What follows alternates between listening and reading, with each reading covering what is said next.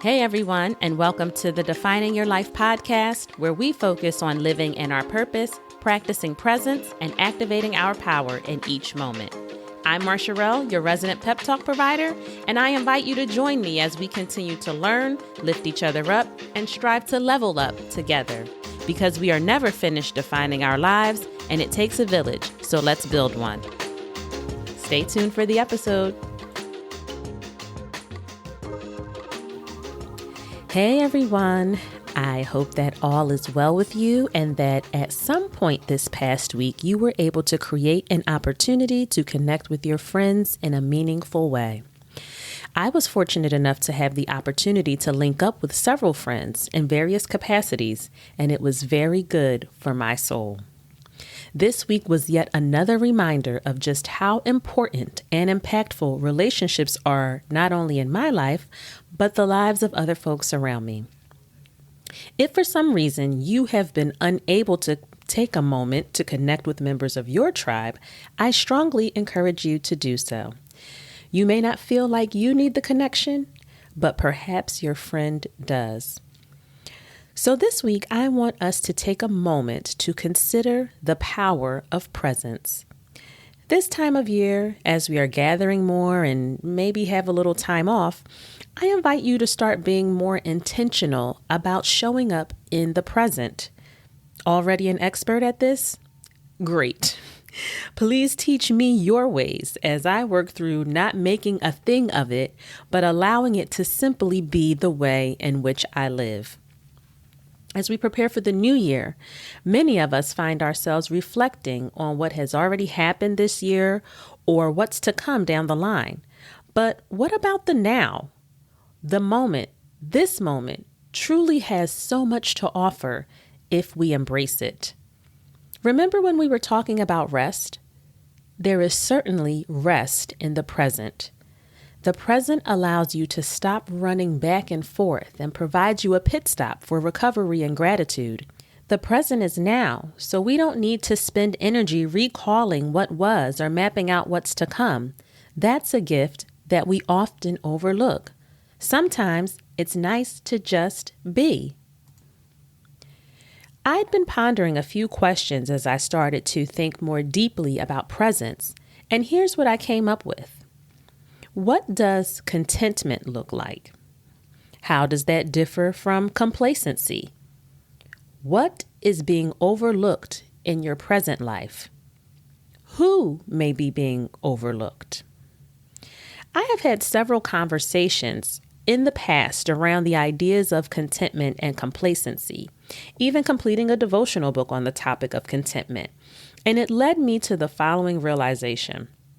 Now, I'm only speaking about my experience here, but feel free to raise your hand if you can relate.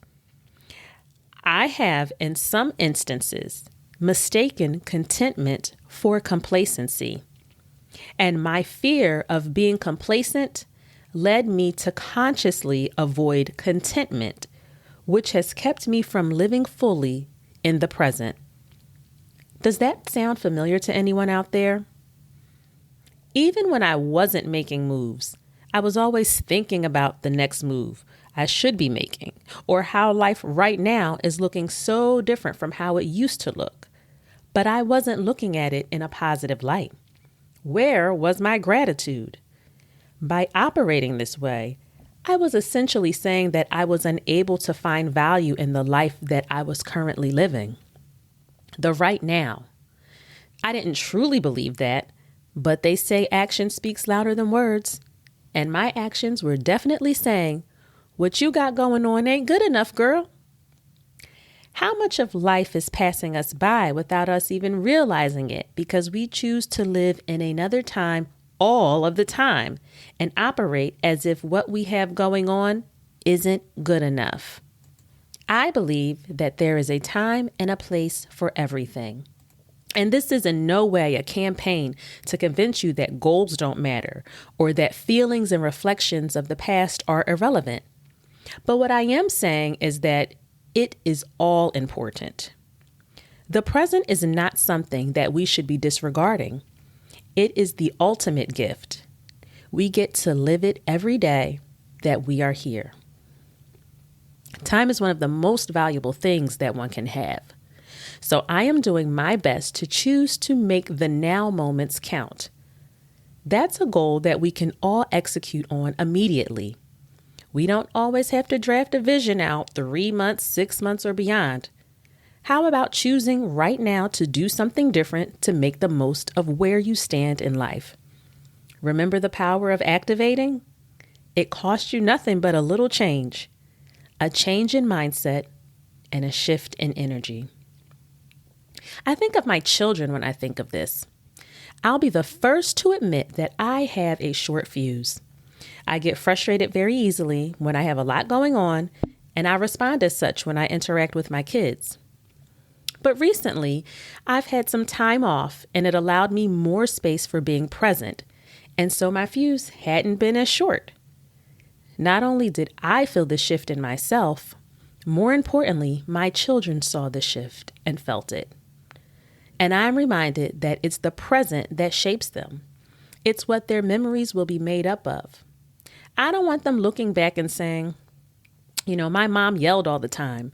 Nor do I want them thinking that time spent as a family was an obligation or something to be checked off of a list. I'm talking about true, genuine connections that can only happen when I show up in the present moment. Now that I won't have as much free time and space, I don't want to lose the progress I've made. I want to stay on this path.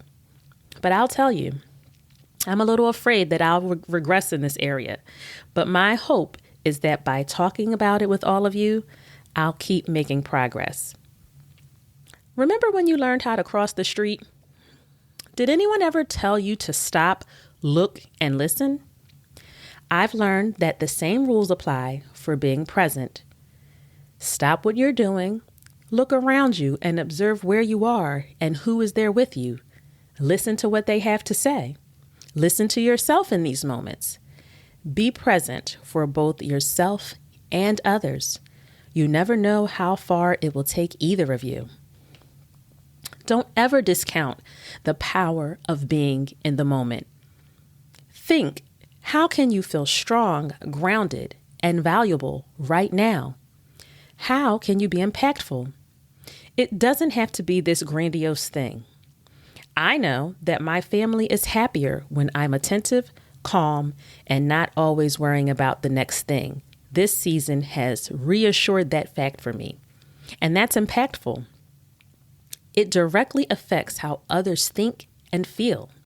And as Maya Angelou put it so eloquently, that's what they'll remember. Not too long ago, we put together a family vision board, and my son's contribution to it was that we should have either family movie or game night weekly. He wanted everyone to slow down and be in that moment for a couple of hours. Needless to say, we have been failing miserably at this. It's a very simple request that we haven't managed to make time for consistently or as a unit.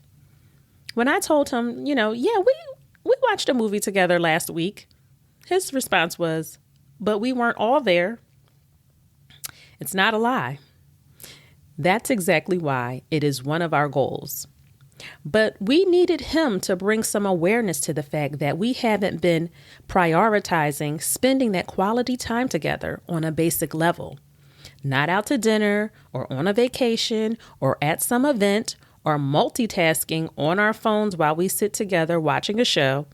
Multitasking isn't really a thing, guys, by the way. We'll circle back to that another time, but he just wanted us to be there together. Connection on a foundational level. No buffers. So this is something that we'll have to continue working on. Practicing presence as a whole within our family. Today, I'd like to leave you with a few words from our childhood friend, Dr. Seuss, who says, "You open up your eyes." And to that, I'll add, open your eyes to what's right in front of you, who is standing beside you, and all that each present moment has to give.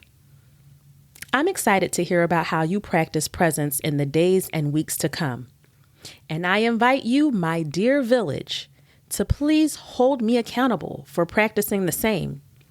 Sometimes we are searching for what we already have, but the trees we nurture in the present will be here for years to come.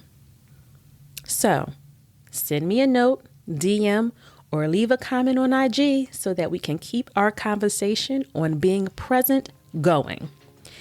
And if what you've been hearing here is beneficial to you, please remember to review, subscribe, and share the podcast with a friend. I can't wait to chat with you all again next week. Take care until then.